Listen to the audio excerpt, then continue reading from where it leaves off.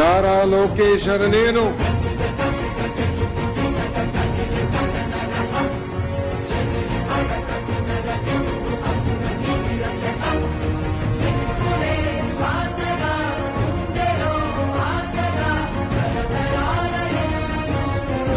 శాసనము ద్వారా నిర్మితమైన భారత రాజ్యాంగం పట్ల నిజమైన విశ్వాసం విధేయత చూపుతానని, భారతదేశ సార్వభౌమ అధికారాన్ని సమగ్రతను కాపాడుతానని, ఆంధ్రప్రదేశ్ రాష్ట్ర మంత్రిగా నా కర్తవ్యాలను శ్రద్ధతో అంతర్గత శుద్ధితో నిర్వహిస్తానని, భయం గాని పక్షపాతం గాని రాగద్వేషాలు కాని లేకుండా రాజ్యాంగాన్ని శాసనాలు అనుసరించి ప్రజలందరికీ న్యాయం చేకూరుస్తానని దైవ సాక్షిగా ప్రమాణం చేస్తున్నాను.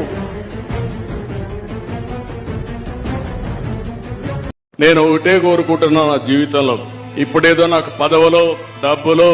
లేకపోతే నాకు కావలసిన లగ్జరీస్ కాదు, కానీ ఒకటే నేను కోరుకునేది, నా తర్వాత కూడా నేను ఏం చేశానో అది గుర్తు పెట్టుకునే విధంగా నేను చేయాలని చెప్పి ఏకైక ధ్యేయంతో పనిచేస్తున్నా.